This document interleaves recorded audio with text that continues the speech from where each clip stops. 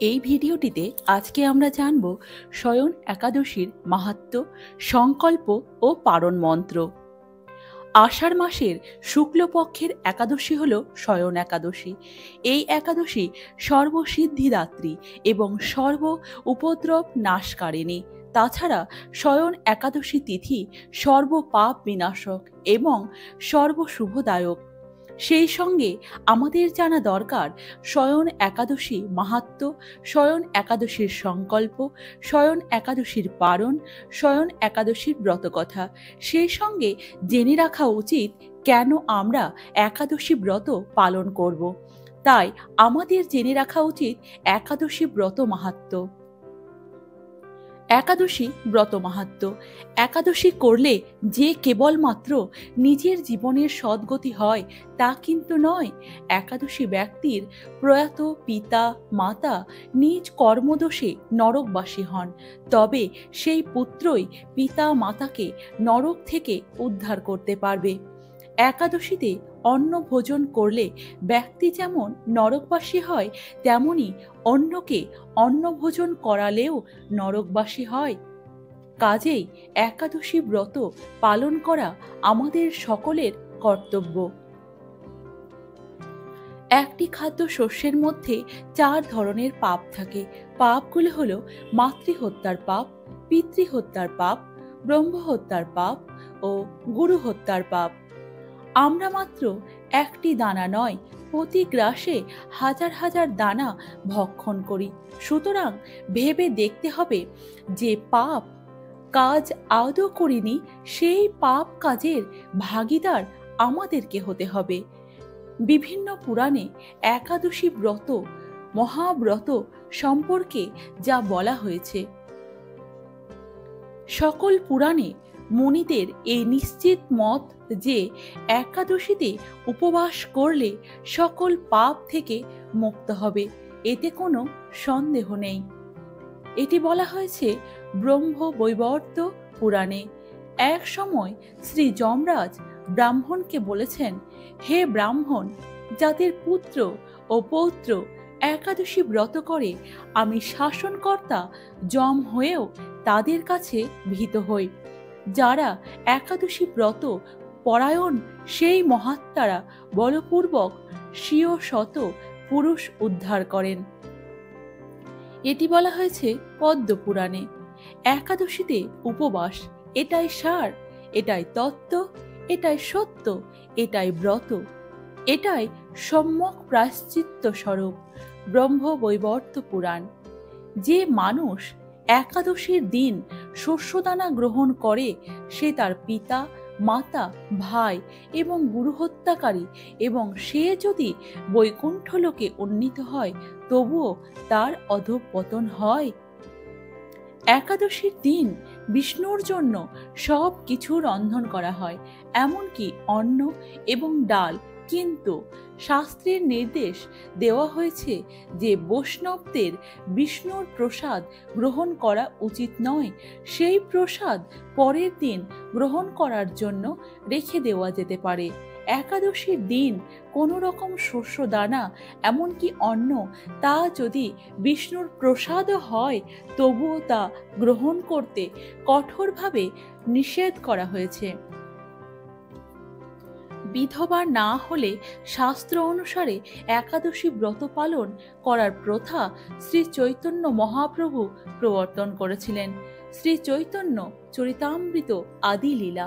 অনেকের ধারণা পুরী ধামে শ্রী জগন্নাথ দেবের প্রসাদ ভক্ষণ কোনো দোষের নয়। এই ধারণার বশবর্তী হয়ে পুরীতে অনেকেই নিঃসংকোচে অন্ন গ্রহণ করেন। ইহা সম্পূর্ণ শাস্ত্র বিরুদ্ধ বিচার। বিধবা নারী যদি একাদশী ব্রত না করে, তাহলে প্রণয় কাল পর্যন্ত তাদের অন্ধকারময় নরকে পচে মরতে হয়। শারদীয় পুরাণ।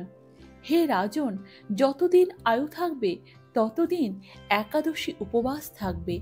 অগ্নি পুরাণ। বিধবা রমণী একাদশীতে আহার করলে তার সর্বপ্রকার সুকৃতি নষ্ট হয় এবং দিন দিন তার ভ্রূণ হত্যা পাপের অপরাধ হয়। কাত্যায়ন সংহিতা। যিনি একাদশী ব্রত পরিত্যাগ করে অন্য ব্রতের উপাসনা করেন, তার হাতের মহামূল্যবান রত্ন পরিত্যাগ করে লোহা যাচনা করা হয়। তত্ত্বসাগর। দেবাদিদেব শিব দুর্গাদেবীকে বলেছেন যে, মহাদেবী, যারা হরিবাসরে একাদশীতে ভোজন করে যমদূতগণ যমালয়ে নিয়ে তাদের অগ্নিবর্ণ তীক্ষ্ণ লৌহাস্ত্র তাদের মুখে নিক্ষেপ করে। স্কন্দ পুরাণ।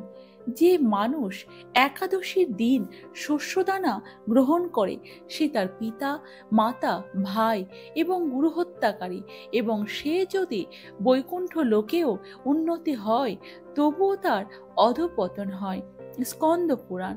তাহলে কেন আমরা জেনে শুনে পাপ কর্ম করছি? যে সকল ভক্তবৃন্দরা একাদশী মহাব্রত পালন না করে যে পাপ করছেন, তা থেকে বিরত থাকুন। তারা সহ সকল ভক্তবৃন্দরাই একসাথে একাদশী মহাব্রত পালন করি এবং আমাদের এই দুর্লভ মানব জীবনকে সার্থক করি। শয়ন একাদশীর মাহাত্ম্য। ব্রত শ্রেষ্ঠ একাদশী শ্রীহরির অত্যন্ত প্রিয়। কৃষ্ণ ভক্তি লাভই একাদশী ব্রতের মুখ্য ফল। তবে আনুষাঙ্গিক রূপে স্বর্গ ও স্বর্গাদি অনিত্য ফল লাভ হয়ে থাকে। এই একাদশী সর্বসিদ্ধিদাত্রী এবং সর্ব উপদ্রব নাশকারিণী। শয়ন একাদশী তিথি সর্বপাপ বিনাশক এবং সর্বশুভদায়ক। শয়ন একাদশী সংকল্প। যারা আমিষ আহার গ্রহণ করেন, তারা একাদশীর আগের দিন অর্থাৎ দশমী, একাদশী এবং দ্বাদশী এই 3 দিন নিরামিষ আহার করবেন। দশমীতে ভগবান শ্রীকৃষ্ণের চরণে ফুল নিবেদন করে সংকল্প করবেন, হে ভগবান, আমাকে কৃপা করুন যাতে আগামীকাল একাদশী যেন নিষ্ঠার সাথে পালন করতে পারি। পরদিন অর্থাৎ একাদশী তিথিতে সম্পূর্ণ দিন পালিত হবে শয়ন একাদশী। ইংরেজি ক্যালেন্ডার অনুযায়ী 6 জুলাই 2025 সাল রবিবার। বাংলা ক্যালেন্ডার অনুযায়ী 21 আষাঢ় 1432 বঙ্গাব্দ। মনে রাখবেন, একাদশীর দিন ভোরে অর্থাৎ ব্রহ্ম মুহূর্তে শয্যা ত্যাগ করে স্নান সেরে শুচিশুদ্ধ হয়ে শ্রীহরির মঙ্গল আরতিতে অংশগ্রহণ করতে হবে। শ্রীহরির পাদ পদ্মে প্রার্থনা করতে হয়, হে শ্রীকৃষ্ণ, আজ যেন এই মঙ্গলময়ী পবিত্র একাদশী সুন্দরভাবে পালন করতে পারি, আপনি আমাকে কৃপা করুন। ভগবান শ্রীকৃষ্ণের সম্মুখে অবশ্যই সংকল্প মন্ত্র পাঠ করে সংকল্প নিতে হয়। সুতরাং এক্ষেত্রে রবিবার ভোরে সংকল্প মন্ত্র পাঠ করতে হবে। একাদশী সংকল্প মন্ত্র। একাদশম নিরাহার স্থিতা অহম অপরেহনি ভক্ষামি পুণ্ডরিকাক্ষ শরণম মে ভবাচ্যুত। এই মন্ত্রটি 3 বার পাঠ করতে হবে। এটির বাংলা অর্থ হল, হে পুণ্ডরিকাক্ষ, হে অচ্যুত, একাদশীর দিন উপবাস থেকে এই ব্রত পালনের উদ্দেশ্যে আমি আপনার শরণাপন্ন হচ্ছি। শয়ন একাদশী পারণ। শয়ন একাদশীর ঠিক পরদিন অর্থাৎ 7 জুলাই 2025 সোমবার সকালে পারণ সম্পন্ন করতে হবে নিচে উল্লেখিত ঠিক পারণ মুহূর্তের মধ্যে। পশ্চিমবঙ্গ সকাল 9টা 27 মিনিটে এবং বাংলাদেশ সকাল 5টা 17 থেকে 9টা 47 মিনিটের মধ্যে। দিল্লি সকাল 5টা 29 মিনিট থেকে 10টা 7 মিনিট। আর বৃন্দাবনে সকাল 5টা 29 মিনিট থেকে 10টা 5 মিনিট। সিঙ্গাপুরে সকাল 7টা 3 মিনিট থেকে 11টা 7 মিনিটের মধ্যে।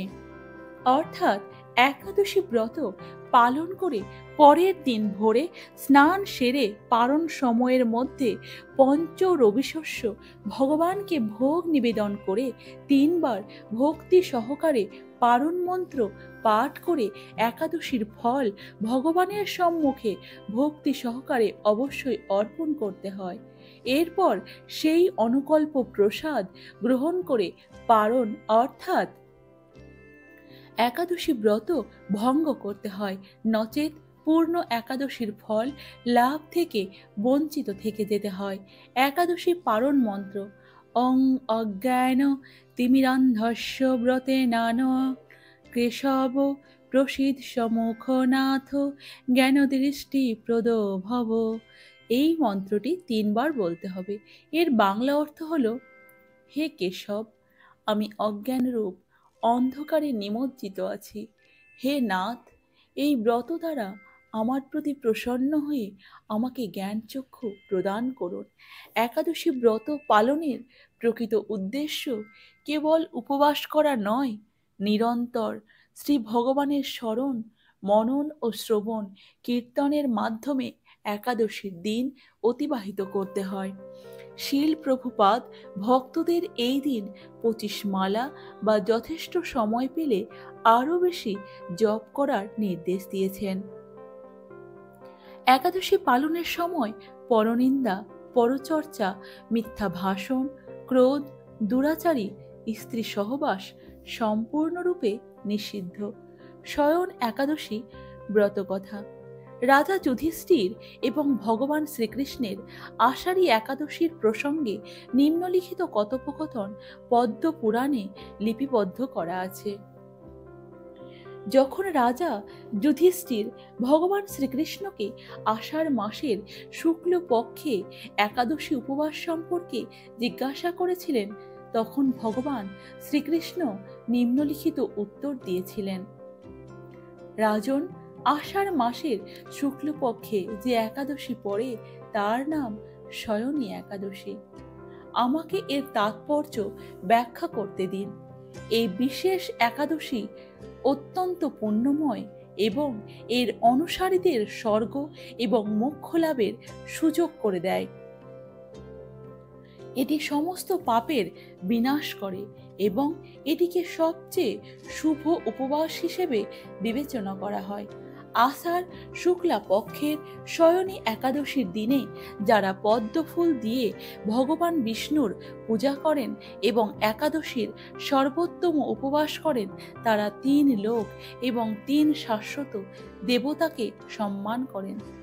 হরিশয়নী একাদশীর সময় আমার এক রূপ রাজা বলির আবাসে থাকেন।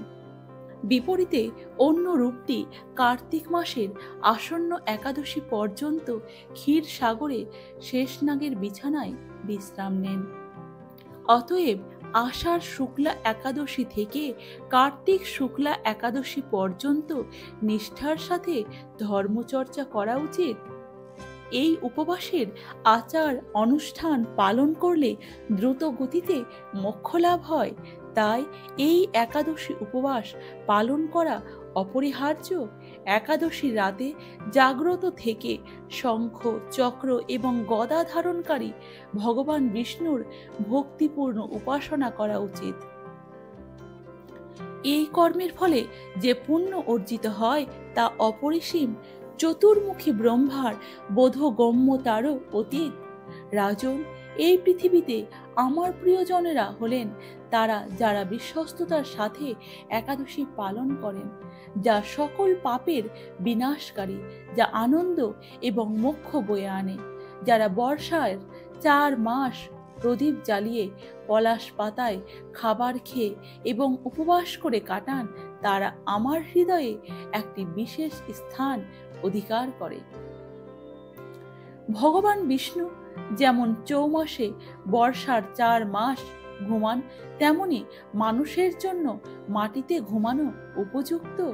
শ্রাবণ মাসে শাক খাওয়া থেকে বিরত থাকা উচিত। ভাদ্রপদে দই, আশ্বিনে দুধ এবং কার্তিকে মসুর ডাল। বিকল্পভাবে এই 4 মাসে ব্রহ্মচর্য পালন করলে সর্বোচ্চ অবস্থা অর্জন হয়? রাজন, একাদশীর উপবাস করলে সকল পাপ মোচন হয়, তাই এই রীতিটি ধারাবাহিকভাবে মেনে চলা এবং সর্বদা এটি মনে রাখা অপরিহার্য। শুধুমাত্র শয়নী, আষাঢ় শুক্লা এবং বোধিনী, কার্তিক শুক্লা এর মধ্যে পড়ে এমন কৃষ্ণ পক্ষের একাদশী গৃহস্থদের জন্য উপবাসের জন্য উপযুক্ত। অন্যান্য মাসে কৃষ্ণ পক্ষের একাদশী গৃহস্থদের জন্য সুপারিশ করা হয় না। শুক্লপক্ষের একাদশী সকলের পালন করা উচিত। রাজা মান্ধাতার গল্প। একবার ব্রহ্মা দেবর্ষি নারদকে একাদশী ব্রতের চন্দ্রচক্রের একাদশ তিথিতে একটি নির্দিষ্ট পালন অর্থাৎ তাৎপর্য ব্যাখ্যা করেছিলেন। সত্যযুগে মান্ধাতা নামে এক শক্তিশালী সম্রাট চক্রবর্তী হিসেবে রাজত্ব করতেন। সেই সময় 3 বছরের খরার কারণে দেশে ভয়াবহ দুর্ভিক্ষ দেখা দেয়। এর ফলে বিশৃঙ্খলা দেখা দেয় এবং যজ্ঞ, হবন, পিণ্ডদান, পূর্বপুরুষদের উদ্দেশ্যে উৎসর্গ করা, কথা, আখ্যানমূলক বক্তৃতা এবং ব্রত, উপবাসের মতো ধর্মীয় রীতিনীতির অবনতি ঘটে। প্রজাদের দুঃখ কষ্টে অভিভূত হয়ে মান্ধাতা বনে সান্ত্বনা খোঁজার সিদ্ধান্ত নেন। সেখানে চিন্তা করার সময় তিনি ব্রহ্মার পুত্র ঋষি আঙ্গির আশ্রমে পৌঁছান। মান্ধাতা শ্রদ্ধার সাথে ঋষির সামনে প্রণাম করেন এবং তার মঙ্গল কামনা করেন।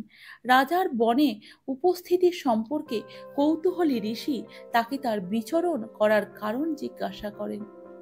উত্তরে রাজা বললেন, হে শ্রদ্ধেয় ঋষি, সমস্ত ধর্মীয় রীতিনীতি কঠোরভাবে পালন করার পরেও আমার রাজ্যে এক ভয়াবহ দুর্ভিক্ষ দেখা দিয়েছে। আমি আপনাকে এই দুর্ভাগ্যের কারণ প্রকাশ করার জন্য অনুরোধ করছি। এর উত্তরে ঋষি বললেন, রাজন, সত্য যুগ সর্বযুগের মধ্যে সবচেয়ে পুণ্যবান এবং এই যুগে ধার্মিকতা তার 4টি পায়ের ওপর দাঁড়িয়ে আছে। তবে একজন অধার্মিক ব্যক্তি আপনার রাজ্যে তীব্র তপস্যা করছে, যার ফলে মানুষ কষ্ট সহ্য করছে। যতক্ষণ না এই ব্যক্তির কর্মকাণ্ড বন্ধ করা হয়, ততক্ষণ পরিস্থিতি চলতেই থাকবে। এই পাপ নির্মূল করার একমাত্র উপায় হলো সেই অধার্মিক ব্যক্তিকে নির্মূল করা। এই কথা শুনে রাজা অনিচ্ছা প্রকাশ করে বললেন, হে মুনি, আমি তপস্যায় লিপ্ত কাউকে হত্যা করতে নিজেকে বাধ্য করতে পারি না। দয়া করে এই সমস্যার সমাধানের জন্য বিকল্প সমাধানের পরামর্শ দিন। ঋষি উত্তর দিলেন, হে রাজা, যদি তোমার ইচ্ছা হয় তাহলে পদ্ম নামে পরিচিত একাদশীতে উপবাস করো, যা আষাঢ় মাসের শুক্লপক্ষে পড়ে। এই উপবাস তোমার রাজ্যে বৃষ্টি বয়ে আনবে এবং তোমার প্রজাদের জন্য সুখ বয়ে আনবে। এই একাদশী উপবাস পালন করলে সমস্ত কাঙ্ক্ষিত সিদ্ধি লাভ হয়, ঝামেলা শান্ত হয় এবং মোক্ষ লাভ হয়। তোমার নিজের এবং তোমার মন্ত্রীদের সাথে এই উপবাস পালন করা উচিত। ঋষির উপদেশ শোনার পর রাজা তার শহরে ফিরে আসেন এবং যথাযথভাবে পদ্ম একাদশী উপবাস পালন করেন। উপবাসের ফলে রাজ্যে বৃষ্টিপাত হয় এবং জনসাধারণের মধ্যে আনন্দের সঞ্চার হয়। এই একাদশী দেব শয়নী একাদশী নামেও পরিচিত। এই দিনে উপবাস করে ভগবান বিষ্ণু সন্তুষ্ট হন। তাই যারা মোক্ষ লাভ চান তাদের এই একাদশী পালন করা উচিত। এছাড়াও এই একাদশী উপবাসের মাধ্যমেই 4 মাস ব্যাপী চতুর্মাস্য উপবাস শুরু হয়। শ্রী হরিবাসরে হরিনাম কীর্তন বিধান। ভক্তগণ এই হরিবাসর তিথিতে শ্রী ভগবানের নাম, রূপ, গুণ, লীলা ও পরিকরাদি স্মরণ, কীর্তনাদি ভক্তির অঙ্গগুলি অহরণের সময় পালন করে দিনটি অতিবাহিত করেন। তাই সাধু গুরু বৈষ্ণবগণের সঙ্গে শ্রীকৃষ্ণের পূজা অর্চনাদি, শ্রীমদ্ ভগবত পাঠ, শ্রী হরিনাম সংকীর্তন ও শ্রীমদ্ ভগবত কথা আলোচনার মধ্যে থেকে শ্রীহরি বাসর পালন করা প্রতিটি মানুষের কর্তব্য। এই সকল পালন করলে হৃদয়ের পাপ রাশি নষ্ট হয়, ভগবত চরণে স্থান লাভ ঘটে। প্রণাম। সদা সর্বদা শ্রী শ্রী রাধা ও শ্রীকৃষ্ণের পাদপদ্মের কথা স্মরণ করুন, তাহলে শ্রীকৃষ্ণের দ্বারা আপনার জন্য বরাদ্দকৃত কার্য সম্পাদন করতে কোনো অসুবিধা অনুভব করতে হবে না। জীবনের প্রতিটি ক্ষেত্রে শ্রীকৃষ্ণের কৃপার প্রতি অগাধ বিশ্বাস ও ভরসা রাখতে হবে।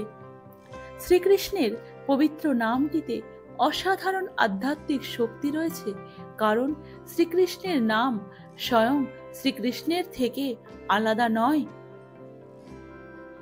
ঐকান্তিক ভালোবাসা এবং নিষ্ঠার সাথে এই নামগুলি জপ করুন, তবেই আপনি চিন্ময় আনন্দ অনুভব করবেন। হরে কৃষ্ণ কৃষ্ণ কৃষ্ণ হরে হরে, হরে রাম রাম রাম হরে হরে। 108 বার করতে পারলে খুব ভালো হবে। ভিডিওটি যদি ভালো লেগে থাকে তাহলে অবশ্যই একটু শেয়ার, লাইক, কমেন্ট এবং সাবস্ক্রাইব করতে ভুলবেন না।